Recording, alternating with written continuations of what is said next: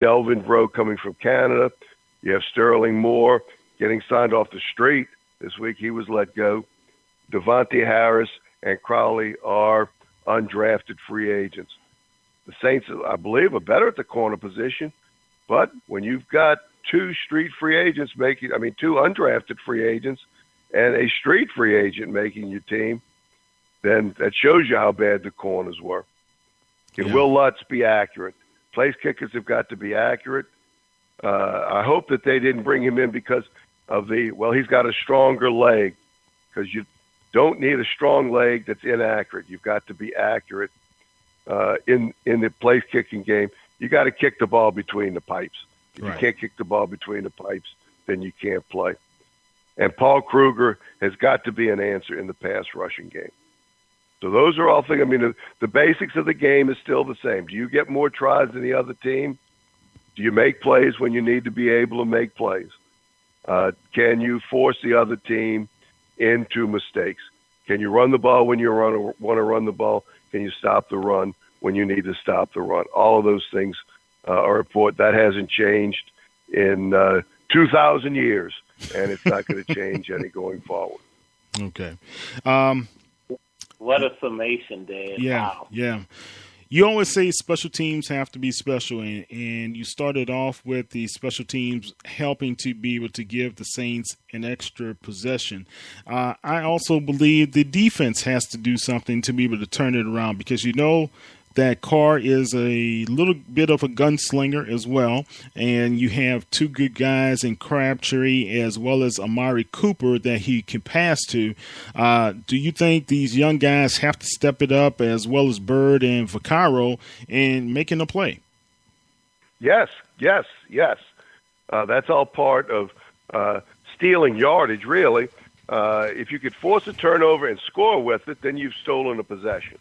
If you could force a turnover and improve your field position, that certainly helps your football team as well. And that's been one of the shortcomings in this preseason, is that the Saints haven't forced enough fumbles, certainly haven't had enough interceptions, but the Saints haven't forced enough fumbles. They haven't forced the other team to put the ball on the ground enough in order to be able to create turnovers.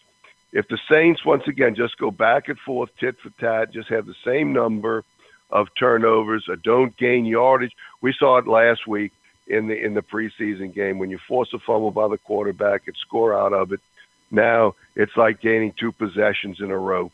And that's what you have to be able to do. You've got to be able to force turnovers and score off of those turnovers, either through the offense or either through a kick return or through an interception or fumble return. They got to force the young Raiders team into mistakes, because with this, I think with the Raiders, they're good, but they have not had success in the past. If you could put some doubt in their mind and have them not just freewheel it and play with abandon, if you could have them start to think a little bit and slow down their reactions, then you have a chance to beat even a team that's better than you are.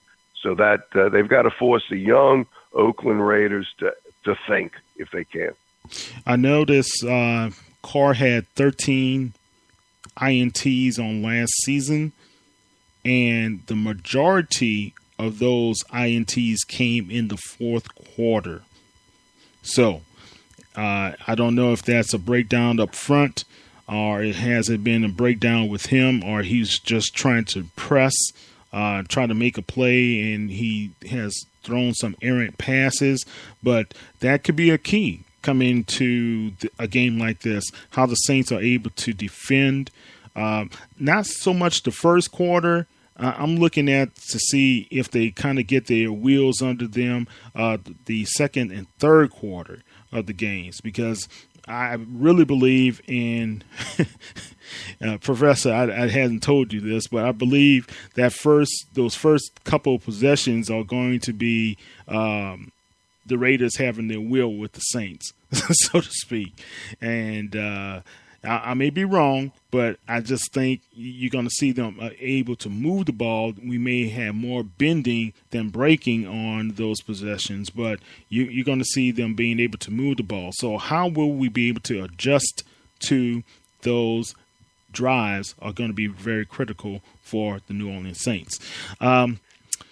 Coach, we always talk about this. You said it about the turnovers. If the Saints, in my opinion, if the Saints turn the ball over more than the Raiders, I think we're toast. How do you feel? Oh, absolutely. Absolutely. Yeah, the Saints can't get even a tie in the turnovers. If both teams have no turnovers, the Saints are at a disadvantage. The Saints have got to win. Have got to win that part of it, and that's part of stealing possessions. Is acquiring the football as quickly as possible, and they've got to, if the Saints give the Raiders hope is going to keep coming up, because hell, if you don't have hope, what do you have? The Saints can't give the Raiders any hope in the beginning of the game. I think that's what's important about the beginning. They can't lose touch with the Raiders in the beginning, because that's how a young team starts thinking they can win. They think they can win, but if they start having some success early, they start knowing that they can win. And when you look at those turnovers in the fourth quarter, when a team is behind and you know what they have to do to try to come back, that puts pressure on them, and that's where you force the opposition to make mistakes. So the Raiders were, I'm sure in the fourth quarters last year, were behind a bunch of the games going into the fourth quarter, and Carr would try to force the play a little bit, and that can cause turnovers. The Saints can't lose touch.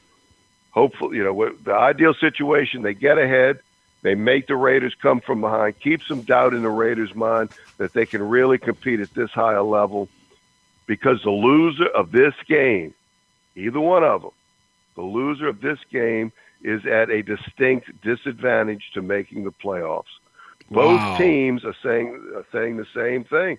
Right. That if they, the loser of this game is at a big disadvantage, because the Raiders are going, if we lose to the Saints, that's going to put us way behind schedule. And the Saints are going, if we lose to the Raiders, that's going to put us way behind schedule. This game is, yes, it's only 1 out of 16. And yes, it's a marathon, but it's a marathon that goes by really fast. If the Saints can't beat the Raiders at home, it's going to be extraordinarily difficult for them to make the playoffs. Okay, good analysis. Professor, any last thoughts or questions for Coach? No, I think Dad has really summed up everything. He gave a great summation of what the Saints would. What is alarming is that his list was very long. It's a lot of questions, and we're going to find out on Sunday now how this team can gel together. They have the talent, and they have the pieces. If the coaching can come together with all of the points that Dad brought out, and let's see what happens. I'm just going to be keeping my eyes so much to try to keep an eye on. I'm just going to be jotting my notes. Okay, good. All right, Coach, anything the Saints fans need to know about the offense of the Raiders that we need to pay attention to, other than Cooper and Crabtree? And this is going to sound kind of silly coming from a coach. The Saints fans have got to be in full voice. That's what the Saints fans can do to contribute to it. Yeah. Once again, a young team, because Amari Cooper's an explosive player, but he led the league in drops. And you mentioned the fourth quarter mistakes. That for the first 3 quarters, for sure, Carr is an excellent quarterback.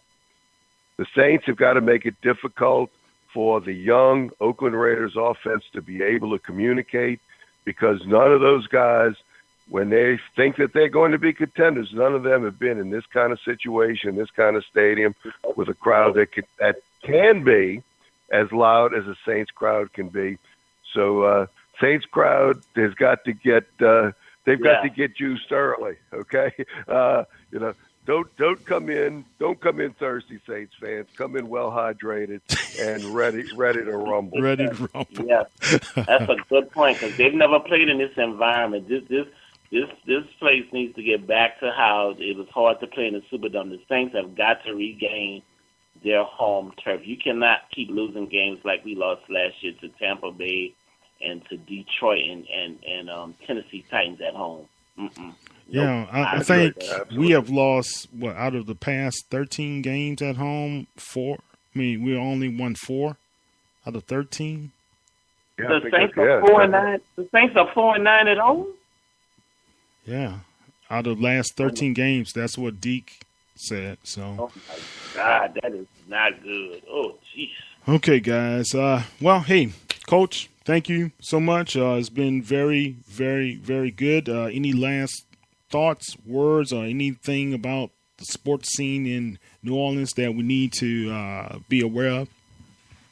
Well, this particular week is going by really well for us, isn't it? They all had a great show last night, I'm sure. And tonight, I think, was excellent. I think we'll be able to exchange a lot of great ideas as we go forward. That we've got to have hope. What's life without hope? That we can hope that the Saints are going to be able to produce the way that they need to be contenders. We could hope with Tulane. We can hope with Louisiana Tech. LSU's got to try to give us some hope going forward. But even through all of that, we can be thankful that we have prep football in New Orleans and prep football in Louisiana and the high caliber of that. And we could all be thankful that Mother Teresa is now a saint because now we have somebody to pray to. She was finally canonized by the Pope. Yes, indeed. All right. Well, I tell you what, man, it's going to be a interesting 2016 season from all levels. And I'm looking forward to it. The sports scene is going to be very active in Louisiana, and we just want to be able to make sure that all of our teams are well prepared, as well as we are doing our best to make sure the fans are well prepared in understanding the nuances of the game. We are going to have the Professor Speaks on tomorrow night. You're doing your debut at what time, Professor? 9, just 30 minutes, because a lot of stuff has already been covered, so it'll just be a 30-minute show tomorrow. All right, 30-minute show for Professor leads into 90 minutes. 8 o'clock Central, 9 o'clock Eastern. He didn't hear me. Usually a 30-minute show for the Professor leads into 90 minutes. So just be... No, I promise you. Dad and Saints News went 2 hours. Dad has wrapped this up. There is not a whole lot much else to say about the Saints. All right, cool. And on next week, we're going to have the debut of the NFL Huddle. We're going to have guys, either Frank Jones, Hobart Ruffin, Obama. He's our specialist in giving us the over and under on the fantasy football sports scene. And we're going to have these guys coming in, and we're going to have them talking about the NFL for you guys. So that's going to be great. And don't forget, on Tuesday night, Deuce as well as Brian Bieniemy are going to give you the Who Dat Confessional, and that starts at 7 p.m. Central Standard Time on Saints News Radio. And, of course, Saints News Radio with me and the crew will be at 8 o'clock on Wednesday night to give you our thoughts on the Saints-Raider game and the preparations going forward for the New York Giants game. And then on Thursday night, Coach again at 8 o'clock. Yeah. And then we'll have the Professor again at 8 o'clock Central Time as well. And, hey, if something tremendously goes wrong, we're just going to have a good time, and it's going to be a great season. We hope you guys continue to follow us on Twitter. Coach, how can they follow you? At Rick Gailey, both Twitter and Facebook. RickGaille, both Facebook and Twitter. And Professor, how can they follow you? ktmose@gmail.com and Kyle Hold T. on, bro. Mosley on Facebook. KT Mose on. Oh, you said me. Yeah. Okay. Hold on, player. D-Nice1911 on Twitter, and you can find me on Facebook at Derek Stevens, Craig Stevens. Don't be giving away my personal email account, man. Come on.